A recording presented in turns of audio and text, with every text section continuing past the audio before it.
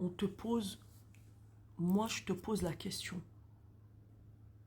Tu t'es servi de combien de personnes faibles?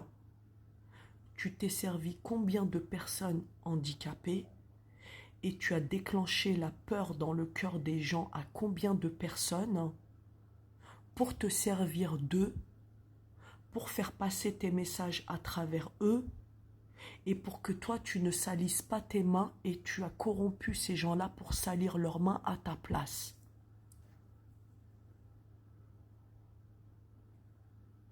Parce que tu viens faire un semblant de vouloir les aider.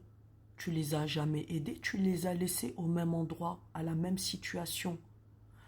Le dimanche matin, c'est 50 femmes issues de 40, 50, 60 ans qui vont chercher des courses le dimanche matin à la Croix-Rouge française, à l'Armée du Salut. Qu'est-ce que tu as fait pour ces gens-là? Est-ce que tu vas à l'arrêt de bus le matin? Tu discutes un petit peu avec les mamans dans le besoin ici dans le quartier? Tu les écoutes un petit peu parler quand elles ont peur de dire les choses et qu'elles parlent à côté de toi pour que tu puisses transmettre leur message parce qu'elles ont été menacées, intimidées? Combien de mamans 40, 50, 60 ans avec moi le dimanche matin à l'arrêt de bus à 8 heures du matin qui pleurent les larmes de leur corps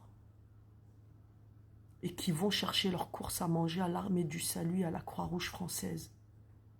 Qu'est-ce que tu as fait pour ces gens-là ici? Rien. Parce qu'ils ne sont pas comme toi. Ils ne sont pas de la même communauté que toi. Ils ne sont pas dans ton clan à toi. Un être humain, ça reste un être humain. Quelqu'un qui a faim, il faut lui donner à manger, qu'il soit juif, musulman ou chrétien. Quelqu'un qui a faim, qui n'a rien à manger, qu'il soit juif, musulman ou chrétien, tu vas l'aider, oui ou non? Ça reste un être humain fait de chair et de sang. Quelqu'un qui dort dehors, tu vas l'aider? Tu vas aider uniquement les gens de ta communauté à toi et tu ne vas pas aider les autres parce qu'ils ne font pas partie de ta communauté à toi. Donc tu les mets dans le besoin pour leur dire, nous, notre communauté, on t'aide, viens chez nous, on va te mettre bien.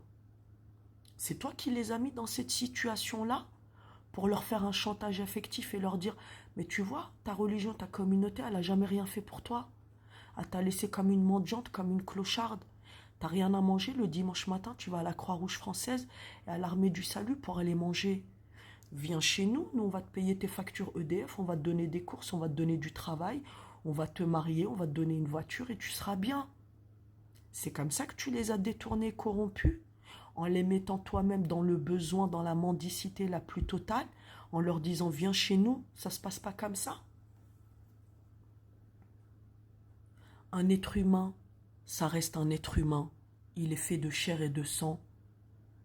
De n'importe quelle religion qu'il soit, un être humain quand il a faim ou soif, tu lui donnes à manger ou à boire. C'est ça une vraie association.